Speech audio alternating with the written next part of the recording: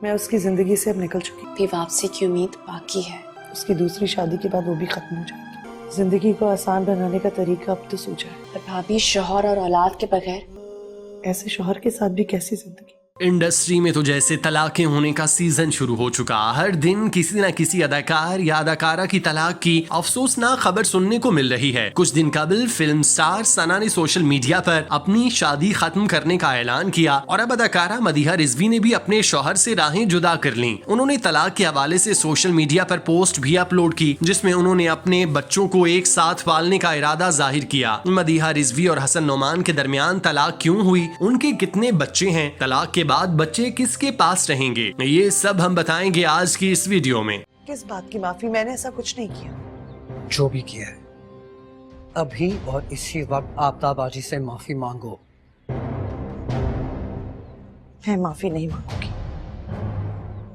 मारूफ अदाकारा मदीहा रिजवी और अदाकार हसन नोमान के दरमियान शादी के 8 साल बाद तलाक हो गई और अदाकारा ने शादी खत्म होने की तस्दीक कर दी। मदीहा रिजवी ने इंस्टाग्राम पोस्ट में बताया कि उन्होंने और हसन नोमान ने शादी को बचाने की कोशिश की। पहले दोनों के दरमियान अलैदगी हुई, लेकिन फिर उनके दरमियान तलाक हो गई। उन्होंने बताया कि उन्होंने रिश्ते को बेहतर बनाने की भरपूर कोशिश की, मगर जब कोई बात न बनी तो उन्होंने बेहतर अंदाज में तलाक का फैसला किया। मदीहा रिजवी के मुताबिक तलाक हो जाने के बावजूद भी वो एक खानदान के तौर पर आगे बढ़ेंगे, क्योंकि वो और हसन नोमान 2 खूबसूरत बच्चियों के वालिदैन हैं और उनकी परवरिश उनकी मुश्तरका जिम्मेदारी है। अदाकारा ने अपनी पोस्ट में लिखा कि उन्होंने अपनी अज़वाजी जिंदगी को हमेशा निजी रखा और उनकी ख्वाहिश है कि आगे भी उनकी जिंदगी को ऐसे ही निजी रखा जाए और इस मुश्किल घड़ी में उनका एहतराम किया जाए। अदाकारा ने अपनी पोस्ट में साबिका शौहर से ताल्लुकात कशीदा होने से मुतालिक कोई वजाहत नहीं की, ताहम उनकी तलाक की पोस्ट पर शोबिस शख्सियात और मदाहों ने उनके फैसले का एहतराम करते हुए उनके लिए नेक ख्वाहिशात का इजहार किया।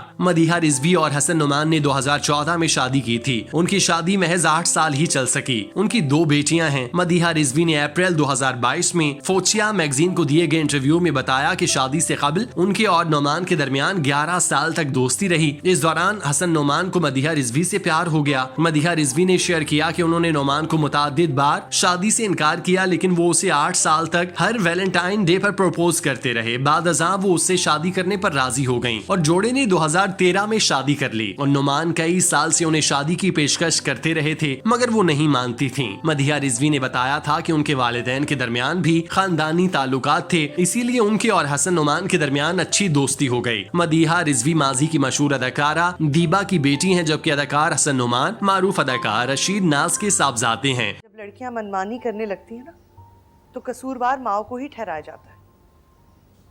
अभी भी वक्त, समझाएं इसे।